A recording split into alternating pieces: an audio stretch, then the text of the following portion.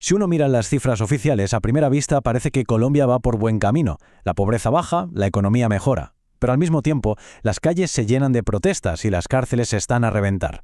¿Cómo puede ser? Bueno, hoy vamos a meternos de lleno en esa paradoja, la de un país que en los papeles parece progresar, mientras que en la realidad el descontento social no para de crecer. Para entender bien cómo llegamos hasta aquí, vamos a seguir un camino muy claro. Primero vamos a ver la paradoja en sí, después nos vamos a ir a las reformas que lo cambiaron todo.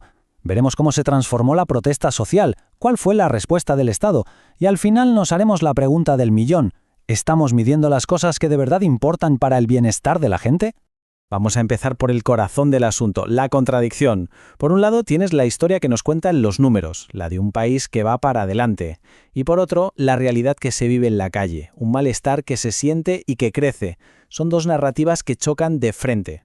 A ver, esto que vemos aquí es básicamente una radiografía de la fractura de Colombia. Miren a la izquierda, esa es la cara del progreso oficial, ¿no?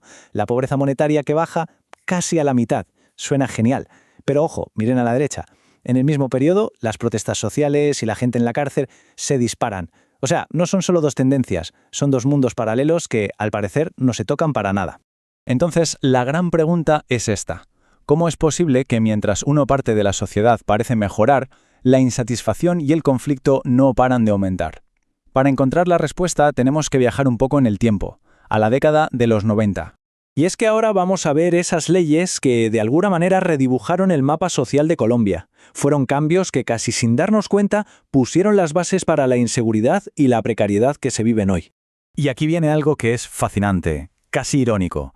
La Constitución del 91. Todo el mundo la celebra por ser súper progresista, llena de derechos, pero al mismo tiempo fue esa misma Constitución la que abrió la puerta a un modelo de libre mercado que permitió privatizar servicios públicos y, en fin, sentó las bases de un orden económico totalmente nuevo. Miren esta línea de tiempo, es que es impresionante la velocidad a la que pasó todo.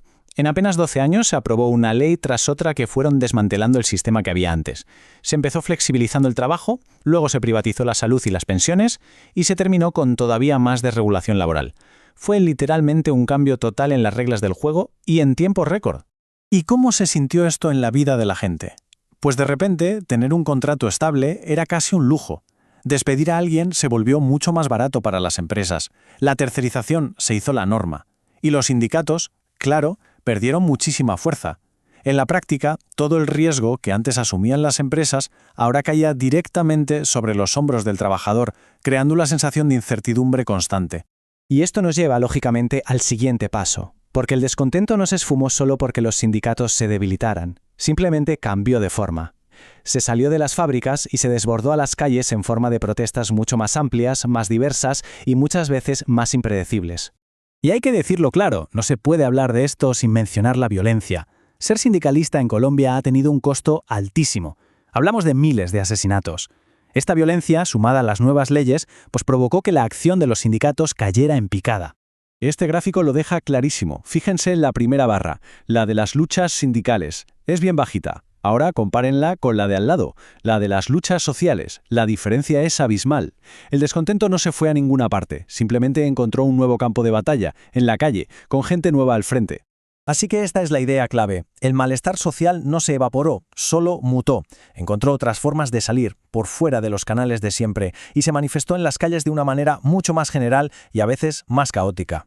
Y aquí llegamos a la consecuencia quizás más preocupante de todo este proceso, la respuesta del Estado. Frente a una inseguridad social que no paraba de crecer, la solución no fue crear más programas sociales, sino aumentar el control y el castigo.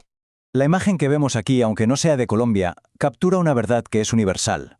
La precariedad genera desesperación. Y cuando esa desesperación se convierte en protesta o en desorden, la respuesta del Estado colombiano no fue con más ayudas, sino con más policía. Se decidió atacar el síntoma, pero no la enfermedad de fondo. Hay un sociólogo, Loic Wacant, que lo resume de una forma brillante. Él dice que la mano invisible del mercado desregulado necesita un complemento, y en este modelo ese complemento es la mano de hierro de un Estado que usa la policía y las cárceles para gestionar el descontento que el propio mercado genera. Y este número es la prueba más dura de todas, una tasa de hacinamiento en las cárceles de más del 46% en 2018. Es una locura. Esto no es un simple problema de falta de espacio, es el reflejo de una política de encarcelamiento masivo para responder a problemas que son en su raíz sociales. Y este gráfico es la estocada final. La línea que ven ahí es el crecimiento explosivo de la población en las cárceles. Es casi como si a medida que se debilitaba la red de seguridad social, crecía la red de seguridad penal para controlar a los que se quedaban fuera del sistema. Y con todo esto sobre la mesa, pues nos toca volver a la pregunta del principio. Si los indicadores de progreso de siempre no logran capturar esta realidad de fractura social, entonces, ¿qué es lo que deberíamos estar midiendo? El gran problema es que los indicadores que siempre usamos, como el índice de desarrollo humano o las mediciones de pobreza, tienen puntos ciegos. Nos dicen si la gente tiene un techo o si tiene ingresos, pero no nos dicen nada sobre si sienten confianza, si su futuro es estable o si la sociedad está unida. Y lo que pasa es que los números grandes pueden mejorar, mientras que por debajo el tejido social se está rompiendo. Y aquí llegamos a un concepto que es clave para entender todo esto: la seguridad ontológica. A ver, ¿qué es eso? Pues imagínense que es como el piso sobre el que caminamos todos los días. No es solo tener dinero, no. Es sentir que ese piso es firme, que es estable. Es esa confianza de que las reglas del juego no van a cambiar de un día para otro, de que uno puede planificar un futuro. Y claro, cuando ese piso empieza a temblar, cuando esa confianza básica se pierde, pues ahí es donde nace el miedo y el conflicto. Así que aquí tenemos resumido el círculo vicioso. Primero, las reformas neoliberales. Segundo, eso aumenta la inseguridad, tanto la social como esa ontológica de la que hablamos. Tercero, esa inseguridad alimenta el conflicto y la delincuencia. Y cuarto, la respuesta del Estado es más castigo, más penalización, lo que en realidad no soluciona el problema de fondo. Y otra vez Wakant nos da una pista para la salida. La solución no es construir más cárceles ni contratar más policías. La forma más efectiva y duradera de reducir el delito y la represión es, simplemente, fortalecer los derechos sociales y económicos, es decir, reconstruir esa red de seguridad social que se perdió. Con lo cual, la gran conclusión es esta: el progreso de verdad no se puede medir solo en cifras de crecimiento económico o en cuánta gente sale de la pobreza monetaria. El verdadero progreso se mide en la fuerza de la unión social, en la confianza que hay entre la gente y en la estabilidad de sus vidas. Y para cerrar, dejamos una pregunta que va mucho más allá de Colombia. Vivimos obsesionados con las estadísticas de crecimiento, de pobreza, de empleo, pero después de analizar este caso, la pregunta que queda en el aire es: ¿qué historias de miedo, de incertidumbre y de fractura social se están escondiendo detrás de esos números que tanto nos gusta mirar? En definitiva, ¿qué es lo que realmente no estamos viendo?